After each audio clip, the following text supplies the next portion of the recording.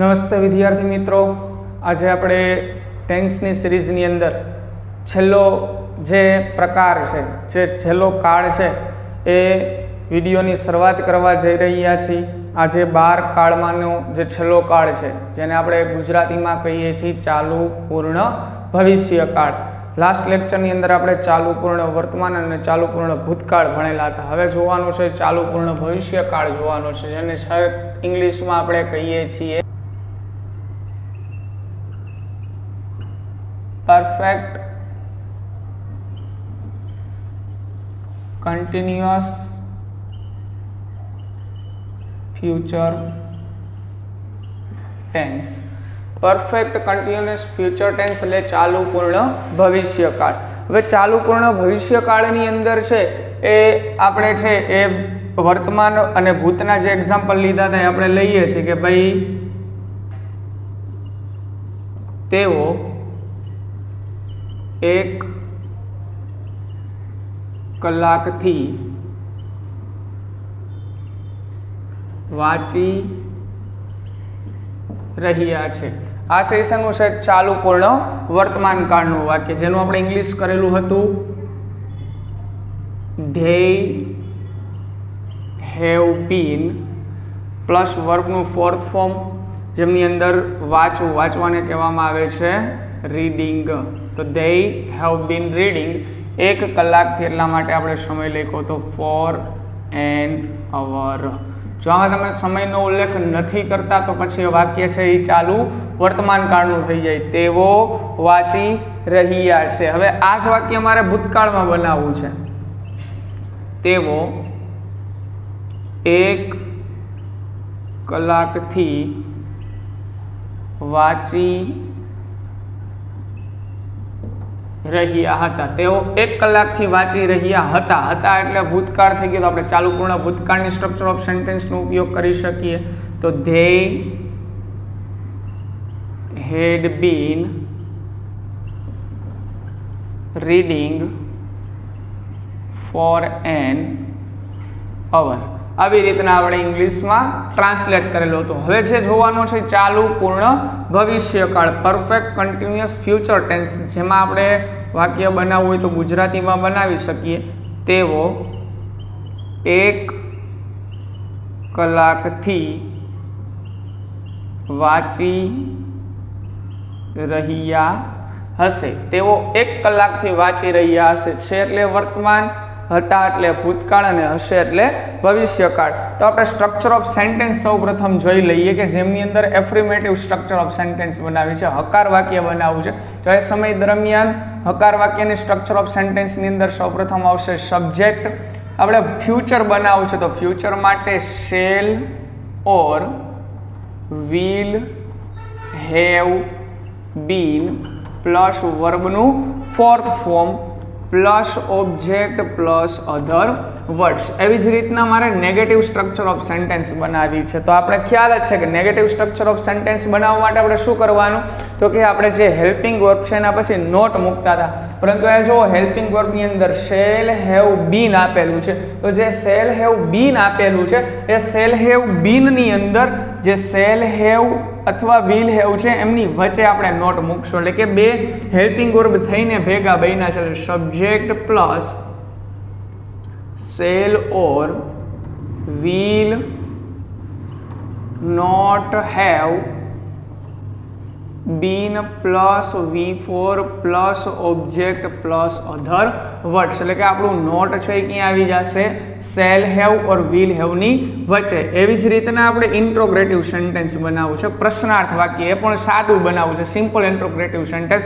તો એમની અંદર આપણે સબ્જેક્ટ અને હેલ્પિંગ વર્બનું સ્થાન ફેરવવાનું છે. પણ કયા કયા સબ્જેક્ટ અને હેલ્પિંગ વર્બનું? તો કે શેલ હેવ અને સબ્જેક્ટનું સ્થાન પડશે. તો સ્ટ્રક્ચર ઓફ સેન્ટેન્સ થશે આપણી shall or will subject have been plus V4 plus object plus other words. એવી જ રીતના જો આપણે WH ઇન્ટ્રોગ્રેટિવ સેન્ટેન્સ બનાવવું છે તો WH ની અંદર શું કરવાનું, તો કે જે તે WH છે એ સિમ્પલ ઇન્ટ્રોગ્રેટિવ સેન્ટેન્સની આગળ લગાડી દેલું. Subject plus shall or will subject have been plus V4 plus object plus other words.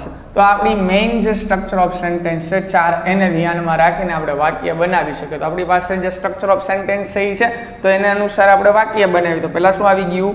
ધ્યેય. સબ્જેક્ટ મૂકવાનું થશે તો પહેલા મૂકી દીધું ધ્યેય. પછી ધ્યેય હારે will. તો they will have been. શું કરી રહ્યા છે? વાંચી રહ્યા છે. તેઓ 1 કલાકથી વાંચી રહ્યા હશે. તો they will have been શું છે? વાંચી રહ્યા. તો એને કહેવામાં આવે છે reading. they will have been reading. 1 કલાક એટલા માટે આવશે for an hour. આપણું કેવું છે? એફર્મેટિવ સેન્ટેન્સ છે. આ જ સેન્ટેન્સની જો મારે નેગેટિવ બનાવવું છે, તેઓ 1 કલાકથી વાંચી રહ્યા હશે નહીં.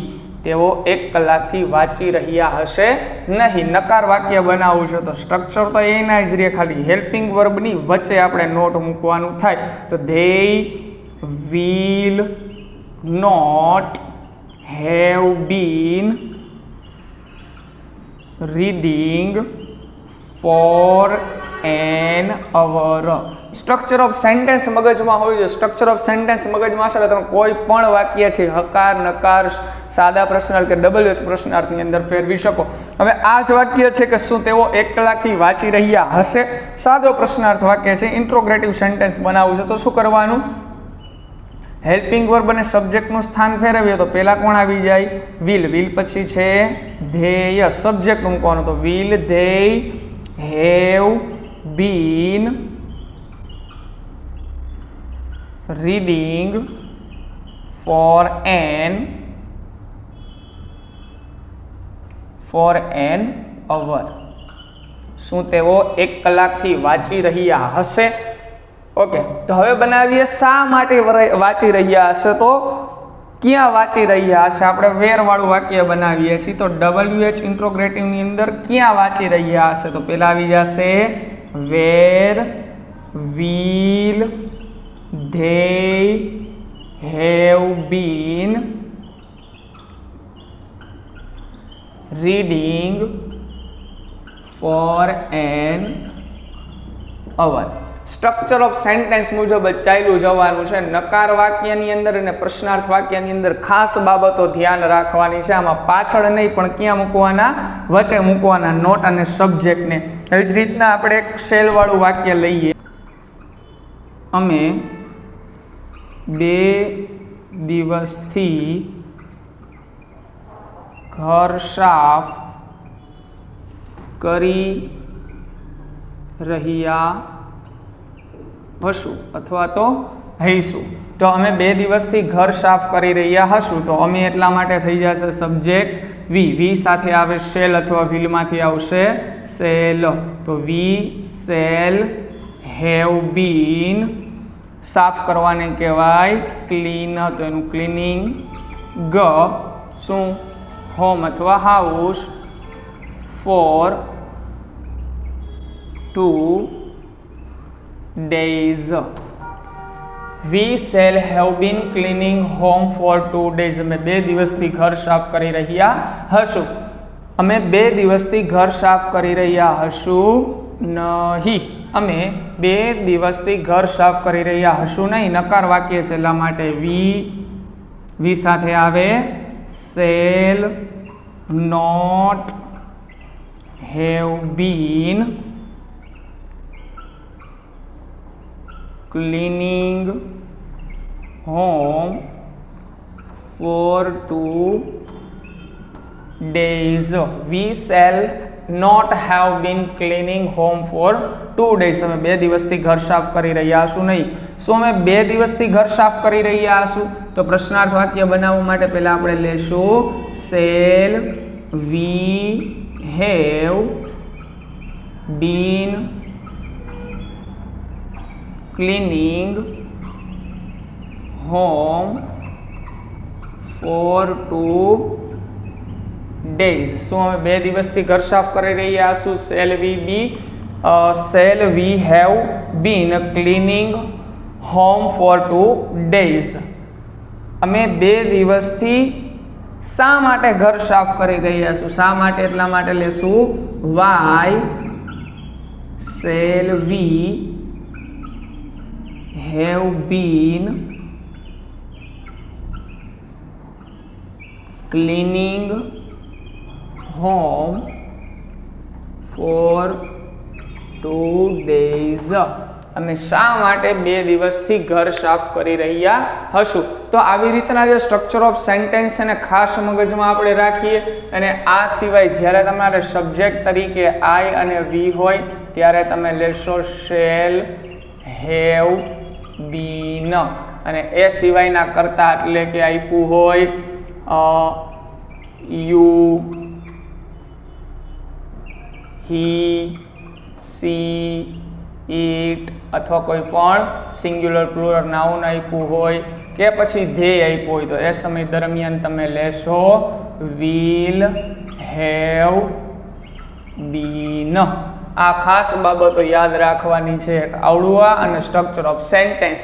આ સિવાય સબ્જેક્ટને એકોર્ડિંગ તમારે હેલ્પિંગ વર્બ લેવાનું છે ને એ ખાસ યાદ રાખવાનું. નકાર વાક્યમાં નોટ છે એ વચ્ચે આવે, પ્રશ્નાર્થ વાક્યમાં સબ્જેક્ટ વચ્ચે આવે, WH પ્રશ્નાર્થમાં સબ્જેક્ટ વચ્ચે આવે. બધાની અંદર જુઓ નોટ અને સબ્જેક્ટનું સ્થાન ખાસ કરીને યાદ રાખવાનું છે. ચાલુ પૂર્ણ વર્તમાન, ચાલુ પૂર્ણ ભૂત અને ચાલુ પૂર્ણ ભવિષ્ય, ત્રણેયની અંદર, એકમાં નહીં ત્રણેયની અંદર. કારણ કે બધાની અંદર have been, has been, had been, shall have been અને વિલ હેવ બીનનો આપણે ઉપયોગ કર્યો છે એટલા માટે. તો અહીંયા આપણે છે 12 કાળ છે એ કમ્પ્લીટ થાય છે. હવે પછીના નેક્સ્ટ લેક્ચરની અંદર એક તમને શોર્ટકટ આપવાની છે કે 12 કાળને આપણે કેવી રીતના યાદ રાખી શકીએ છીએ. શોર્ટકટ ફૂલ્લી શોર્ટકટ દેવાની છે. 12 કાળ તમે ઇઝીલી યાદ રાખી શકો એ માટેની શોર્ટકટ છે. એટલે મહેરબાની કરીને શોર્ટકટને યાદ રાખી લેવાની કે જેથી કરીને આપણા જે માર્ક્સ કપાય છે માર્ક્સ કપાય નહીં. અને એના પછીનો જે વિડીયો છે એમની અંદર ટાઈમ અને સેન્સ માટેની જે અફલાતૂન એવી ટેકનિક છે જે કદાચ શોર્ટકટથી યાદ ન રહીએ તો આપણે ટાઈમ અને સેન્સ જે થિયરી છે જે ટેકનિક છે શીખી લેશું તો આપણે એ જે કંઈ પણ ટેન્સ એમની અંદર હવે ભવિષ્યમાં ક્યારેય પણ પ્રોબ્લેમ આવશે નહીં, એમની અંદર માર્ક્સ પણ કપાશે નહીં. તો આવતા લેક્ચરની અંદર મળીએ છીએ. ત્યાં સુધી બધા વિદ્યાર્થીઓને જય હિન્દ, જય ભારત.